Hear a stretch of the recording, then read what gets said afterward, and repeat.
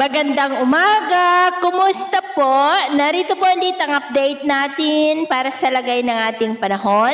Ngayong umaga po ng November 13, 2025. Sa ngayon po ay patuloy pa rin na easterlies ang hangin na umiiral lalo na sa silangan ng Luzon at Visayas.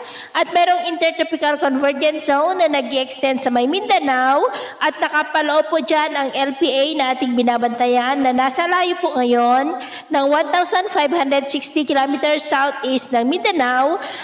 At kikilos po yan palapit at posibleng papasok sa ating PAR na lalo pa nalalapit sa may Mindanao pero hindi naman po yan nakitaan na lalakas bilang bagyo. Posibleng malusaw rin sa susunod na mga araw pero magpapaulan pa rin po yan sa Mindanao. Sabay po ng ITCZ at ang bagyong uwan naman ay papalayo na po habang patuloy na ang paghina.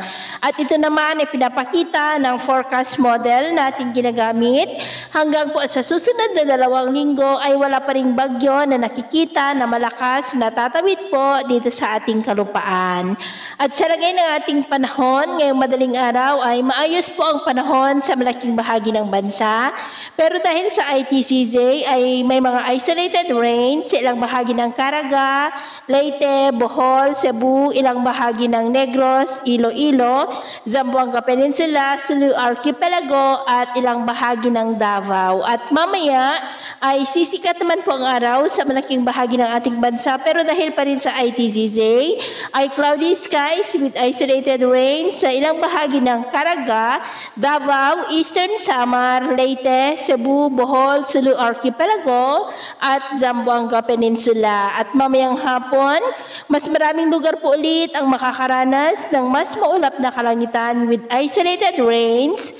Kaya kung lalabas po tayo sa ating mga tahanan, ugaliin po natin lagi ang magdala ng kahit anong panangga natin sa init ng araw at proteksyon na rin po sa mga biglaang buhos ng ulan.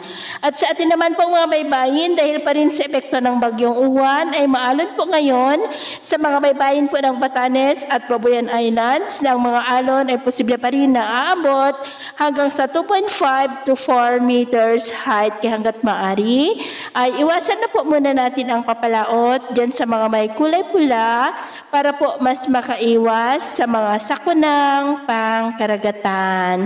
So, ito po lang nilist update natin sa araw na ito. At ako po muli si James na nagsasabing sa kahit anong pagsubok po na darating sa ating buhay, huwag na huwag po tayong mawawalan ng pag-asa. Thank you and God bless!